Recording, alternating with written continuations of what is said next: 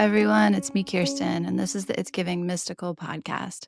This is your podcast for the week ahead, the week of February 14th. Happy Valentine's Day, lovers. I hope that you have something lovely planned, whether it's with someone else, whether it's with friends, whether it's with your family, whether it's alone. I just hope that you have some little indulgence brought your way, some little beauty brought your way, some moment to hold your own heart. We had full moon circle last night, and one of the women who comes, I adore her, and she knows who she is. We were doing a heart-based meditation, and when she was reflecting on her time, she said, I'm just so grateful. This beautiful heart just carries me through all the days of my life, all the steps, no matter what else is happening. My heart is beating. It's keeping me here. And there's something so simple about that and so profound at the same time. So I hope that at some point on this Valentine's week, you get to hold yourself or hold someone you love, or ideally both, and say, thank you. Thank you for walking with me, whether it's your body or whether it's a friend or a companion. It's so precious to share time together, to share life together, and particularly to share love together. So much happening. This Leo full moon was a wild ride, and I hope that you were able to take some time to check in on the part of you that maybe wants to shine and isn't always given permission to do so. The most beautiful part of Leo is its audaciousness, its pure light. Can't ever hide its light, can't help but shine. And we all have that as part of our constellation of self. And I hope that you're able to kind of tap into her, tap into them, and just check in. Hey, part of me that wants to be center stage, part of me that wants to pour my golden light all over the world. Where are you? And are you being loved? And are you given validation? And are you given space to be? There's so much coming through right now in the moment we're in, collectively and personally, to just give yourself permission for your humanity. There's so many undercurrents or stories or threads or ancestral roots in our system and our culture that say there's no room for a mistake, especially for us women. There's no room for making a mess. And in my own practice, in my own investigations, and my children are my great teachers. And parenting them, mothering them always brings me to the edge of my map. It brings me to the edge of this is who I am. And then I get to this edge and it's like, oh, wait, there's this whole undiscovered territory of who you might be, of who you might allow them to be. And the thing that's coming up in our household is this just sense of how much we love each other, how much we don't want to fail each other. I mean, that's what it comes from. It comes from this beautiful impulse of not wanting to fail my children, of them not wanting to fail me, of us wanting to provide safety and protection in a wild world for each other, particularly me for them. And the way that that manifests as a pressure, as a pressure to do it right for myself, but I transmit that to them. I send that, I give that to them. It's partially my legacy when I'm feeling that in my body. And I don't want that to be my legacy. I want compassion and humanity and humor and generosity and curiosity to be my legacy to them. So I'm sure that if it's coming up for me in my practice and in my home, I know that it's also coming up for others. So just taking a moment to kind of check in with the part of you that wants to be seen, and equally checking in with the part of you that is afraid if you're seen, people might see what you've done wrong. And you are human. You might have made mistakes. You might have done things that you wish you had done differently, but you're not bad at your core. Another thing that came up in Full Moon Circle last night. I was listening to the Know Thyself podcast, and this guy, I think it's Peter Crone, he was speaking about his philosophy and his, work towards freedom, towards liberation. And he had this, he kind of talks about these tenets, these root causes, and they're familiar, right? I'm not enough. I'm bad. I won't be able to keep myself safe. I'll have to accumulate more stuff to be safe, to make more money, have more things, have more people, have more connections, whatever the thing is that you find yourself hungering for in an accumulation kind of way. And one of the things he said that was so interesting was our society prizes what you have, right? We mark ourselves by what we have, particularly materially. And what he says is he's talking about the Ayurvedic sciences, and he says the first stage of disease is accumulation. And that's just a really interesting thing to hold in contrast, this idea that the first stage of disease is to hold on to things to get sticky. I have to hold it. I have to keep it. And how that if you draw that metaphor into the body, how that's actually not what the body wants. The body wants to let things move, wants things to flow freely. And so that's interesting, right? What is our culture? What is our world teaching us about happiness, and how does that actually run counterintuitive to what healthiness is, what freedom is, what liberation in your own body is. So those are some things on my mind after circle and after a couple days at home doing some meditation. And this King of Wands week that we just came out of was interesting, and I'm curious about what that was like for you, whether you were able to see some kind of new pathway, new middle way between the part of you that's responsible and the part of you that is wild and free. And do those two things need to live in opposition? Do you have to choose between them? Or is there a way for the fuel, the passion, the natural desire to live? Is there a way for that to be part of your commitments and part of your obligations and part of what you're in service to? I don't think those things are in opposition. It's also a really normal story that they are, right? Like, you either get to be free or you get to be a responsible human being. I don't know. Maybe that's not a true thing. Maybe that's a false story. So wherever that lives in your body, whatever aspect of you, wherever that is in your world, I hope that you were able to bring some freshness to that narrative and some like the way I'm picturing it in my brain is like the two colors, the two watercolors bleeding into each other. What new way, what other thing, what third option opens up when you ask those two things to meet each other? The card I pulled for us this week is actually very much in line with that. We have the Temperance card with us, and I just adore that card on so many levels. It's Sagittarius's card, and it reminds me very much of my mother, who is my guardian angel, always with me, always missing her, still actively grieving her all these years later. And I wonder if that is just my new normal. If when you lose a parent or you lose someone that is so part of your central world, if you ever recover, if you ever don't hold that, and maybe that's part of that accumulation thing, maybe there's something for me to think about there. I Unfortunately, in our family, we had another major loss this week. My mom's sister, my aunt Kathy. And it's funny that I pulled this card and I was thinking about this idea of the colors running together, what I just said about the King of Wands, right? This idea of your passion, your vitality, and your responsibility, and how you make sense of those two things, how those two things meet each other. And that's what I was thinking about when I pulled the card. But as I sit here and feel into the energy of my mother with us, and I feel into the energy of her sister joining her in wherever those beautiful open roads are that they're journeying on now, wherever those blue skies are, just feeling them together and makes me think a little bit about this idea of where we find protection. Because one of the most beautiful symbols of the Temperance card are these massive wings, these incredible wings.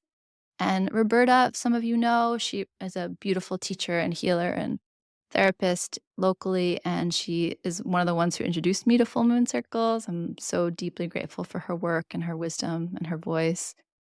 But I remember when I first started working with her, talking to her, and I had this incredible dream of these wings. I was on this like mountaintop, and I looked down and I realized I had these like incredible wings. They reached up and then they dragged along the ground, and they were these beautiful, like mottled brown and white. And they had these crystals. Of course, my wings have crystals in them. I got a sparkle. They had these like crystal threads running through them. And it was such a beautiful moment. And I really, sometimes, I'm so deep in this world and so deep in the world of symbols and the world of the occult, the mystics, the mysteries, that I forget when you first open up to this path how important those moments are, those transmissions, those gifts are. And Roberta wrote a book where she talked about these initiations and the gifts that you're given in these initiations. And for me, it was these wings. But as time goes by, you forget how important that moment was. So feeling the Temperance card here with me, I think of that. And what it makes me think of, going back to my mother and my aunt, is in my childhood, there were the three sisters, my mom and her two sisters. And I have a big family, a wild family, a chaotic family in many respects. And I had a lot of love growing up, but a lot of movement, a lot of dynamic action in my childhood. But the three sisters, like the three wise ones, the three fierce goddesses were always with me. Like they are the background music in the story of my life and often, taking center stage, but with no doubt. Like, I always knew I had the 3 of them at my back. And it makes me think of the Trinity. It makes me think of the power of 3. And more importantly for us, because I'm talking specifically about my journey right now, and you're like, "Get to it, Kirsten. What does the card mean?" I say all of this because the Temperance card, this idea of the wings becomes so important. And for me, I really can tell you that my whole life I've felt the protective wings of these 3 women, whether they're here with me or they're far away, whether they're here on this earth or whether they've left me, like, their wings, that wingspan has never failed me. And I'm watching my daughters, my children grieve the passing of my aunt, and very much brings up their grief over their losing their nana, my mother. And I'm standing in this really interesting place where I'm looking at their relationship. So to stand here in the middle and look at the relationship my children have with the generation above me, and to be in this middle place is a new moment for me. I've never kind of stood here before and watched my daughter have reflections on my aunt. And when I tell you that, my aunts loved me, but boy, did they love my my children. Boy, do they love my children. So it's like all the adoration that I felt, and then, take it to the next quantum level, the way they adore my children. And then my children, the way they adored my mother and her sisters, the way they adore my mother and her sisters. So this is really interesting thing. And I'm telling you all of this, not necessarily just to tell you like my history and my moment in time, but to kind of help you feel into this idea of what we're building with each other. There's something about the temperance. The temperance, brings our awareness to our guardian angels, what protects us. But it also brings us to this sense of the tapestry we weave together. So in our relationships and over time. And the reason I'm saying all of this to you is because I have this sensation that something about this week ahead is bringing your awareness to strands you've woven over time with other people, the strands that you've woven over time with your own spiritual self, like your divine self, your higher self, whatever the language is that works for you. And equally the tapestry you weave with your inner child, with the youngest, most vulnerable parts of you. And it just, in my mind's eye, what I see right now is this sense of you standing there. And then your history. So, like the people that came before you, the people that were your contemporaries, maybe like your siblings that are here and not here. And the way that we really are so interconnected. We really do weave together this reality, particularly with the people that are in our closest orbit. And then if you have people that come after you, children or other people that you kind of care for and tend to, the way that they're also weaving something. And what I see, the reason I'm saying this, and then I also see your higher self there, and I see your inner child. And what I'm noticing are all these threads, these strands that kind of come out and around, and then the way they envelop you. And I think that we do so much work in healing, what's gone wrong, and there's something to be said for that. But there's something about this energy that's actually a celebration of what's gone right. So this is a celebration of the work that you've done to connect to and enliven those threads, those cords with your inner child, that you've done to aliven and wake up to the calling of your higher self, the calling of what I would imagine is also your heart. And then the ways that you've been encouraged and applauded for being here. So maybe for some specific thing, but mostly the communities that kind of look at you and celebrate you for who you are. And the way that that kind of fuels us and allows us to grow our own wings, that we can then open around the people that we love. We can then open around the people that need our protection. So this is a little bit of a image that I'm describing to you versus a sense of this is what you should do in the week ahead. But there's something about taking this moment to recognize what's gone right. It just feels really important. It's all a story. Like this whole thing, this whole reality is a myth, a story, a dream that we are weaving. Like they say that in shamanism, they say that in quantum, like the quantum theory. And you can kind of understand it and take it in and be like, "Yeah, yeah, that makes sense." But then as you deepen into this moment or deepen into your own practice, you begin to see that it's so much more true than you even realize. So if you imagine yourself as the dream weaver, as the myth maker, as the storyteller, notice this week what story you're telling. And notice this week whether the story encourages your liberation, encourages you to feel safe and protected and worthy in the world, encourages you to feel safe and like you have enough, that you are enough. Feel those threads and then notice where you kind of are spinning that narrative out. And there can be a sense like we want to get beyond the story. And yes, in some ways we do, but sometimes we want to just realize that we've told this beautiful story, we're weaving this beautiful myth, and that's enough. Like it's lovely. And we can focus on what's gone wrong or what threads we want to kind of clean and clarify or where we want to kind of bring our shadow into a better view and see more of ourselves and yes and yes and yes. But I guess where I'm coming with all of this talk about my family and my aunts and my wings is to tell you that there's also a lot to celebrate. Like, if you're here with me, if you're listening to this podcast, if you are trying to connect more to your heart, you have done beautiful things. You have made yourself a safer place in the world. You have created a larger wingspan energetically for yourself in all versions of yourself and for the world. And there's something about the comfort finding comfort in that this week, celebrating that this week, maybe even putting aside this sense of fixing anything. I really hope you put that aside, like, for good. And you just practice this week. Just to kind of put aside this idea of fixing anything and come back to the sense of the temperance card. One of the, other beautiful symbols are these two goblets. Like the angel is mixing water between these two goblets. This is the card of alchemy, right? So when Kim Krantz, who I've been studying with her a little bit, and she loves the idea of the artist through the lens of alchemy. And one of the things she really taught us and really talked to us about was, the alchemist doesn't take anything personally. Like, the alchemist steps back and the alchemist says, what do I need to add to this thing? So if I perceive the situation and the situation has a quality of darkness to it or a quality of heat to it, what would I need to add to it to bring it back to stasis, to bring it to new possibility? And so, for example, if you're feeling really heated and passionate about something, you might want to bring coolness to it, or you might want to bring air to it. You might want to let circulation move.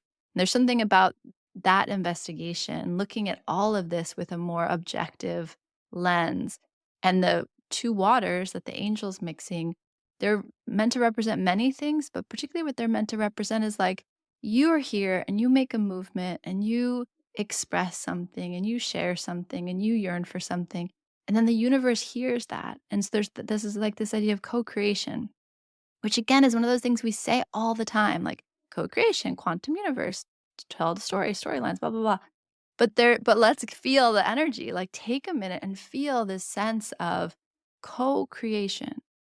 Like, I am nested in this community, in this lineage, in this even microcosm that I am, me and all of myselves, and then me and my family unit, and then me and my extended family, and then me and my community, and then me and my relationships, and me and the people I work with. Like, it just goes on, and there's this weaving that happens. And so I'm thinking about a weaving, but in the card, it's really the mixing of the waters.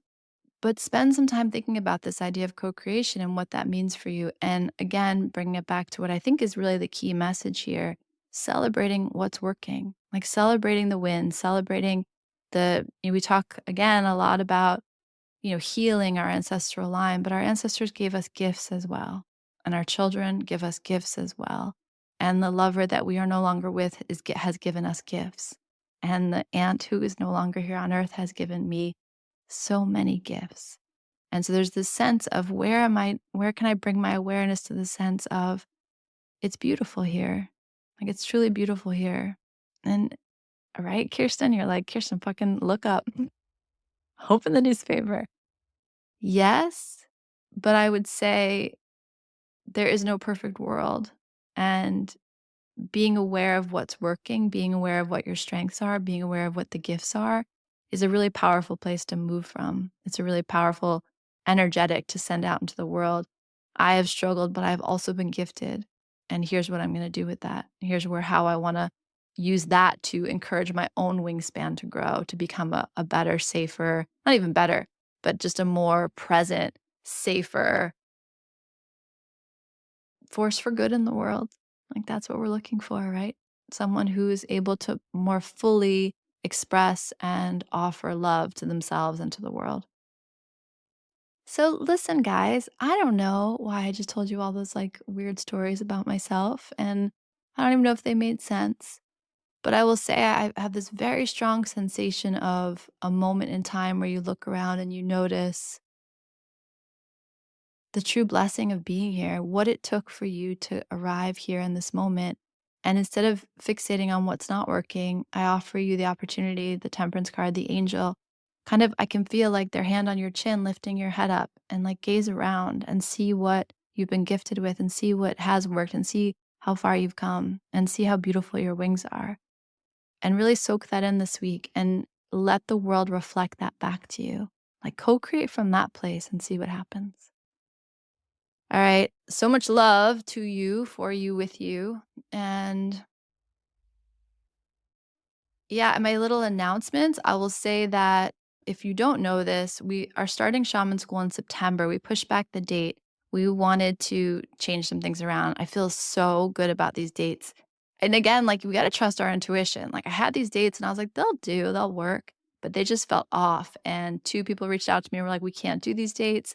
And I was like, that's good. That's the push I needed. And we shifted it. And now I can't tell you how good I feel about these dates on so many levels. Like it opens up a whole new possibility for this class, and I'm just really excited. So the first intensive weekend will be in September this fall, and we hope to have the IU like solidified by June so we can start offering teachings and start offering some work before we gather in September. We have I think we have 10 or 11 people who are committed to the IU, and we have room for about 4 more. So if that's something that speaks to you, please reach out. It's just such a special thing. I was trying to explain to some women in circle last night. I promise you it will be nourishing. I promise you it will be fortifying. I promise you it will be inspiring. But really and truly, it's often life changing. So if you're being called to this, no one understands why they're called to walk the wheel. And yet, if you're called to it and you choose to answer it, it will make more sense than maybe anything that's ever made sense in your life before. The other thing is my community that I'm gonna open up, registration for probably in the next couple weeks. It's gonna be called Mystic Rising. I'm really excited about it. It's gonna be 4 calls a month, and it's gonna be a journey through the feminine archetype. So every month, we will talk about the energy of that month from a tarot perspective, a numerology perspective, a little bit of an astrological perspective, but mostly we're gonna be understanding better our archetypal constellation. Like, how do we work with the different feminine energies? Where do they live in our body? Where's the shadow we have around them? How can we kind of open up to the power of them? Us women, dude, we are given a very narrow lane to walk in. And part of our responsibility, part of the healing that needs to happen, the more permission we give ourselves, the more space we're willing to take up, the more permission it gives every human on this earth. There's, I think, a movement right now. We're looking at the way that the culture has been built, and it's so broken on so many levels. And I do think there's another way of being. I think this is an abundant, beautiful, miraculous universe. And I'm very interested in the work that we need to do to be fully present and ready to step into this new place. So that's on my mind. I hope you'll join me. It's going to be, I really am trying to do work that aligns and inspires me. And I haven't been so excited about something in a hot minute. And you know me, I get really excited. So that's saying something. Yeah, I think that's it. I love you guys so much. Please help me by doing all the things, liking and following. And if you want to comment or share this podcast, if it gives you any help, maybe not this one. This is the one where I'm like, and then once when I was little, I feel like I just, I hope I gave you something you needed from this. But that's it. I love you guys so much. And happy Valentine's Day. I send you a big, big hug and lots of love. And may you celebrate your beautiful heart this week. Take care.